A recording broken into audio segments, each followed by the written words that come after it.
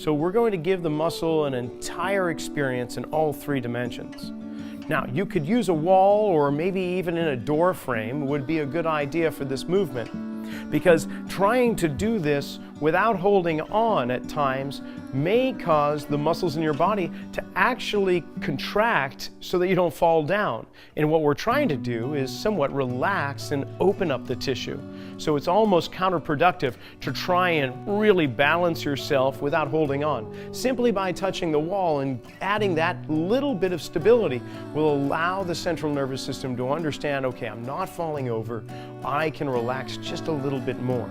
So you can have your heel on the ground for this particular motion, or you can elevate it by using a chair or a box or a workout bench, depending upon where you are.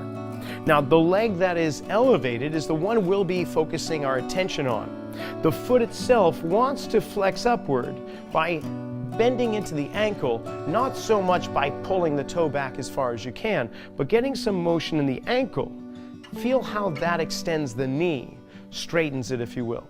Now, in this motion, when we're walking, what happens is the leg swings forward just before we hit the ground with that heel. That takes the pelvis and actually posteriorly tilts it, causing it to go back in this direction. Now, for many times in the past, we've been told to stretch your hamstring by tilting the pelvis forward while the leg is straight. Yet that never occurs in actual gait. It never occurs when you're running, it never occurs when you're walking, it never occurs on the basketball court or for that matter the tennis court. And yet we're told to take one end where the hamstring originates from and the other end where it attaches and just drive them apart to achieve more length and more stretch. That's not necessarily what we're going to do here. We're going to get that length in the tissue and loading into it, but both points are going to travel in the same direction, only one might travel just a little bit faster, and that's where we're going to achieve that length and load. So once again, the leg is on the box, the ankle's flexed up, the knee is extending, the pelvis is subtly tilted in a back position, which will actually give us a little flexion to our spine. So we don't want to try and have a tall spine when doing this. You can actually relax into it a little bit as long as that leg is extended. Now, one arm is going to reach forward and then come back. Now, if you're feeling like you can let go of one side of the door frame, use the other hand. If you're only using a wall, you may just want to explore just what it's like to allow the torso to lean forward, maybe extending one arm. Then, you're going to take the arm and reach overhead to the side and then to the opposite side. And what's happening there is the rib cage is going to tilt toward the wall while the hips drive away, or vice versa.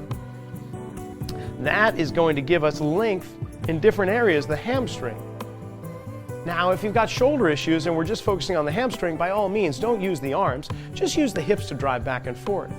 So there's a lateral component, and then rotational is simply rotating in one direction, allowing the hips to travel away from the direction you're reaching. And you're just going to go back and forth. So once again, the arm goes in one direction, the hips go in the opposite direction, whether it's forward, sideways, or rotational. These are opposing motions that will enhance how the hamstrings react to movement. So then walk around, see how that feels. Try the other leg perhaps. Now, you may be more biased on one than the other. One might feel like, oh, this is easy, this is natural, I do this kind of feeling all the time almost, and the other one feels completely different. I am very restricted, I've got to take my time with it. So that might be the side you want to focus a little bit more attention on and bring both up to a more balanced point. There's nothing wrong with working a little bit more on one side than the other, because unconsciously, that's probably what you're doing day to day.